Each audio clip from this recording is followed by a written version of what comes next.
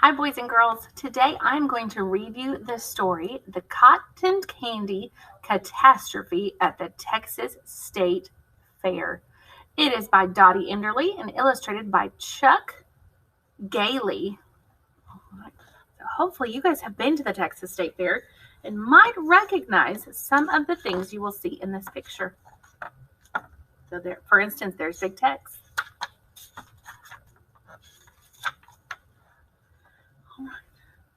When Jake walked into the Texas State Fair, he passed up the funnel cakes, the popcorn, the nachos, the corn dogs, and headed straight for the cotton candy booth. He placed his money on the counter and grinned up at Mrs. Pearl Jackson, the lady twirling the pink feathery confection. Miss Pearl grinned right back. But when Jake walked away with his treat, he didn't notice the long strand of cotton candy still attached to the spinning machine. Miss Pearl saw what was happening and quickly flipped the power switch, but the machine didn't stop. The tub kept spinning and spilling and filling up with cotton candy. "Oh my goodness," she cried, "the machine is stuck." The cotton candy grew larger and larger. It whirled like a Texas tornado, twisting and twirling, trapping Miss Pearl in a giant candy web.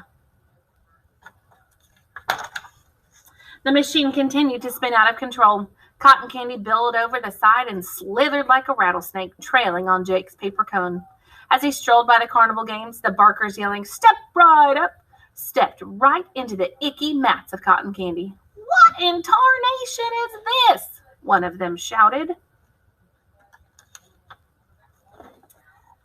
They hopped onto their game counters, crashing pyramids of balls, darts, and stuffed animals.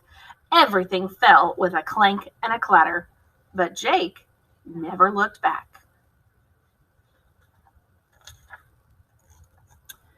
When he passed the merry-go-round, the cotton candy attached itself to the carousel horses. The organ music played merrily as the candy bobbed up and down and round, wrapping up all the riders like fancy pink birthday presents.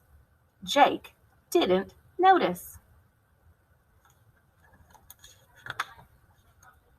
Midway through the midway, Jake came to his favorite attraction, the haunted house. He entered with the eerie feeling that something was sneaking behind him in the shadows. He clamped his eyes shut, took a deep breath, and bravely made his way through. Dracula, the Wolfman, and the Mummy, however, ran screeching and screaming as the cotton candy poofed out the windows, crawled down the sides, and crept along new paths. But Jake kept walking. The cotton candy grew bigger and bigger. It rolled through the livestock pens like a tremendous tumbleweed, trapping the chickens, hogs, and longhorn steer. Even the sheep wore pink wool. Here's old Jake, still just a-walking along. Scarlet Scruggs, the fair queen, shouted, "Run for your lives!" Folks scattered, but when Scarlet tried to dash off, she tripped on her Miss State Fair ribbon. Jake was unaware of the excitement behind him. Light bulbs shattered, carnival music skidded to a halt, and it was just about then that Jake seated himself on the Texas Star, the largest Ferris wheel in America. The cotton candy hitched itself on too, and the Ferris wheel became an enormous spinning wheel, weaving a king-size cotton blanket that covered the park. The Texas Star jolted to a stop with Jake on the very top. To his amazement, the entire park was wrapped in a sticky cotton candy cocoon. People chomped and munched their way out. Others ran, grabbing their children and scrambling to the parking lot. Tires squealed, horns honked. It was a nightmare. But the worst sight of all was Big Tex, the 52-foot cowboy who greets the visitors as they arrived. He waved and shouted, "Howdy!" in a fancy new pink tutu. Oh, what a disgrace. Folks shouted for help. "Call the police! Call the fire department! Call the Texas Rangers!" But Jake had a better idea. "Someone let me down!" he shouted. A few men trudged forward and tugged the lever of the Texas Star, lowering Jake to the ground. And then, holding his paper cone high above his head, Jake found a trail unblazed by his cotton candy. He led in and out, curving his way this way and that until he came to the perfect place. Jake herded every bit of that cotton candy right into the cotton bowl.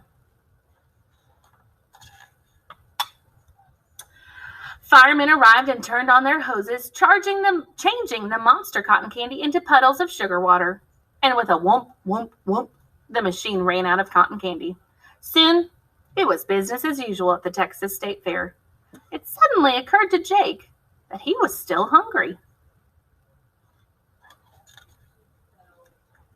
I think I'll have some taffy now.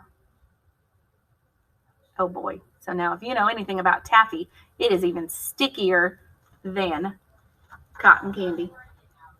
Right. So that is our fun story, the cotton candy catastrophe at the Texas State Fair. I hope you enjoyed it.